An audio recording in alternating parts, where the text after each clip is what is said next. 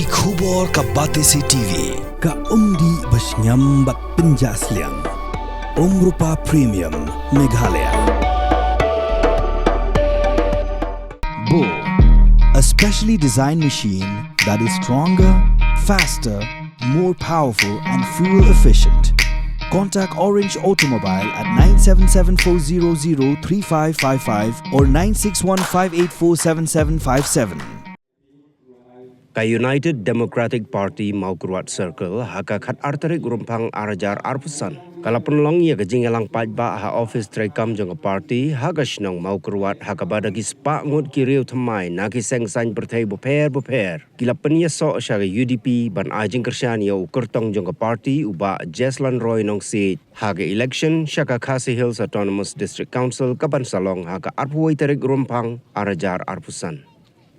Kini giriu thamai shenrang bat kantai gidai ginong yalam bat ginong Nongkyrshan jong giseng san perthai boper kiba kentup nya ka seng Hspdp Congress NPP bat Trinamool Congress haga bala pediang sengubha sya ka UDP do Vice President jong ka UDP sengkme uba Renington L Tongkhar uba longru u MLA jong ka Maukuruat constituency harengkat ka jingedon lang u President ka UDP Maukuruat Circle uba Shankor nong siet u Kyrtong MDC na Maukuruat uba Jeslan Roy nong seat bat kiwei ginong yalam bat ki nongkit kam jong ka seng UDP Maukuruat Circle.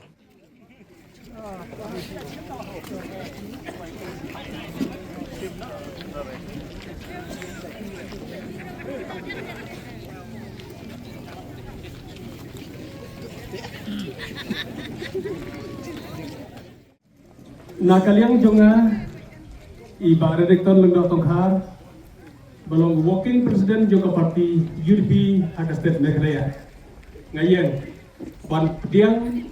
da ke basno da ke basno borong ya pi baro ki paralok ki batmai ki ba Pynïasoh batngi haka parti UDP nado mentakas ki batum juru na tajo pi ki balai don lepa batngi hakini ki kato katne tayo kato katne palai mesua ni pediang sobha batngi penithu bajba ha pi ki pai baro jog Maukuruat konstitusi ya pi ki kmat ki badan mentabat ni hangne ki balawan bat ki balarai ki balakut jengmut bat Nongkyrshan no ekapati dipi nado menta kadakan disi sa senpat kulai sibon kulai serngo bat ngai kulai nam tajok pi baro ki parlo be bat sa sen ni perkemau bat dalong markat jo ha ka jingedon ha parti UDP bat ki bare merpat mai menta ngilai khalang kaju ngelong markat jo bar khoi tongin ai ki thapti bar khoi ta kaju kunan na kam ta kare si